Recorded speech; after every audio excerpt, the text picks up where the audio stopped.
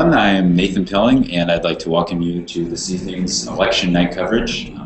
This evening's election night coverage we're tentatively titling Hour by Hour Election Night, and it's powered by Cedars, the official student news organization of Cedarville University. We're going to be talking about the news and analysis of tonight's election, and we're just going to be kind of talking about the issues, talking about the candidates, and just having a roundtable discussion on those things. We're excited about what the evening has in store, and we hope that you'll stick with us throughout the night for updates. Tonight we have a full cast of commentators, of students here from Cedarville University, and I'd like to introduce each of them. First, we have John Whitcomb. John, if you would you please just kind of give us a general overview of what interests you in politics, what brings you here today? Well, it's great to be with all of you tonight, and I am hoping for an exciting evening. I am a political science major. I'm a senior at Cedarville, and I am taking a campaigns and elections course this semester with Dr. Maxwell. Because of that, we've tried to focus in closely on this big election in 2012. We tried to follow it as closely as possible, and we'll be discussing more of that tonight.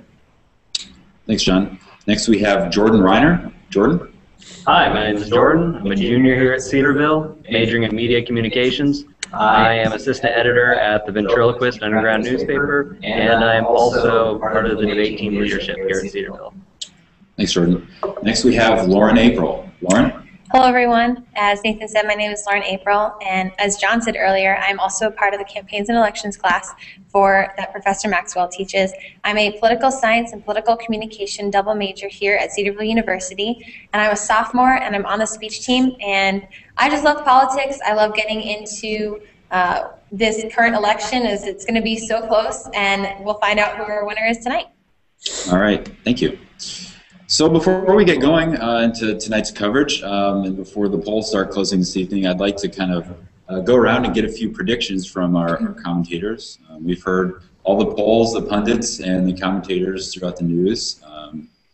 But I'd like to go around and hear what do our commentators think that we'll see by the end of the evening. Will a particular state decide tonight's election, like Florida did in 2000? Or will there be a landslide victory for a particular candidate? So let's go around and have our panel discuss predictions. John, will you start us off? Absolutely.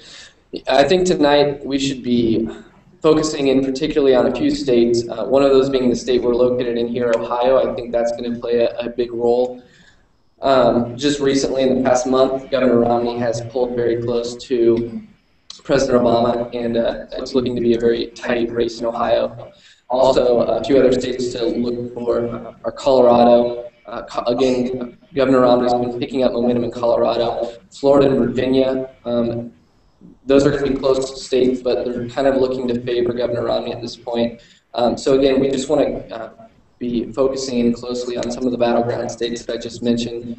And as far as predictions go, I think that one of the things that we need to keep in consideration is the momentum that Republicans gained in 2010, the midterm elections where Republicans gained quite a few seats in the House, 66 seats actually. And then post-2010, there have been other seats up for grabs, and Republicans have also grabbed some of those seats that tended to go Democratic. And so I think looking at it in context of the last couple of years, I think the momentum is definitely in the Republican favor, and we'll see if that holds true tonight. All right, thanks, John. Jordan? Yeah, I would love to, I think that although the Republicans did gain a lot of momentum in 2010, you got to remember that was because of the Tea Party. Where's the Tea Party today? They're not as strong of a presence, and that's going to be really, really critical in this election. I think a lot of momentum has gone back to Obama, which is why he's seen a slight lead over Mitt Romney for the past several months of this election, and I think it's very likely that we could see easily an Obama win tonight. I think that most people agree Ohio is going to be very key to this election, but I think that it's important not to underestimate the power of some of the other states, particularly New Hampshire and Colorado, some of the smaller ones. Those are hotly contested, and if both of those go to Romney, then it could show some real problems for the president. All right, thanks, Jordan. Lauren?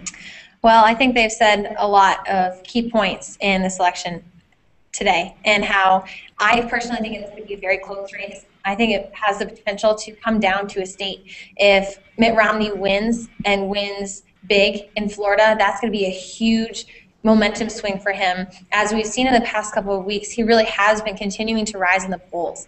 And I think that that's something that the president cannot undermine in this current election today. I think that it has the potential to come down to Ohio.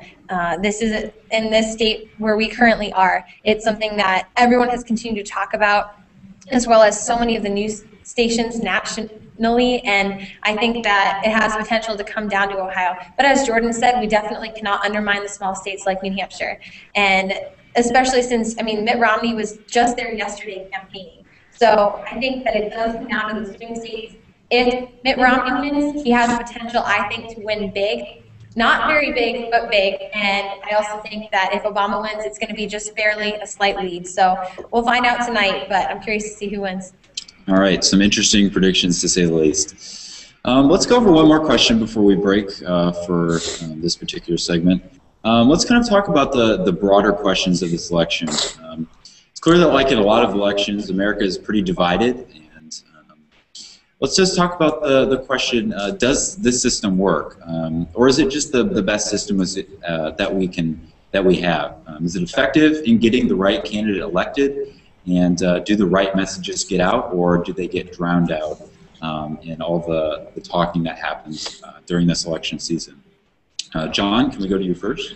Well, look, I know that a lot of people do talk about the gridlock in Washington, and I do think that it is strong and it has posed a challenge at times. But I also think that we have to keep in mind political gridlock is one of the things that I think the founders had in mind in trying to separate powers, in that no one branch was stronger than the other.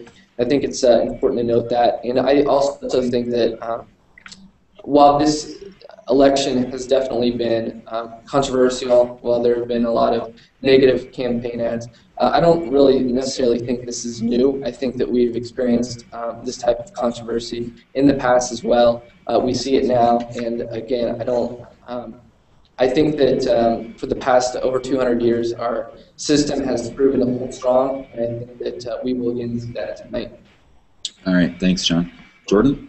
Yeah, I think that it's important to remember that there are not just two parties in this election. And a lot of those people, though, however, will not vote for their party, Libertarian or Green Party or one of the others, but they're rather going to side with the Republicans or Democrats in this election, as they typically do.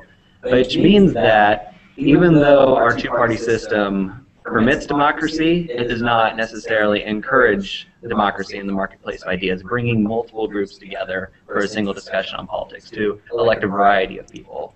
So I think that it would be nice if we did have more parties, we had more voices in the Congress and the presidency, but I don't think that's realistic. For now, I think that our program, our system does work well. It's sufficient. All right. Lauren? I think one of the biggest things that we could change, if we were to change anything, is the way that we have the primary elections and the voting. A lot of states that vote later in the year during the primary year, they find that their vote doesn't necessarily count as much, and the people don't feel as if they have as much of an impact as someone from New Hampshire does, who is the first primary. If we did it by regional states or larger small states, that would be a better way for us to make sure that all of the people are represented in their vote. And in doing so, we would probably be able to have more parties that are involved, because as Jordan said, there's not just two parties that are being represented tonight, and it would be nice to see other candidates with other opinions out there so that our country could move forward but have the whole idea that's represented rather than just maybe one party. Okay. Well, that'll do it for this update, for this segment. Remember, we'll be back periodically throughout the evening, and we'll be talking news and analysis on the issues that matter to you. If you'd like to tweet a question to our panel of commentators, use hashtag Cedars, and we'll get that in the following segments. Stick with us. We'll be back.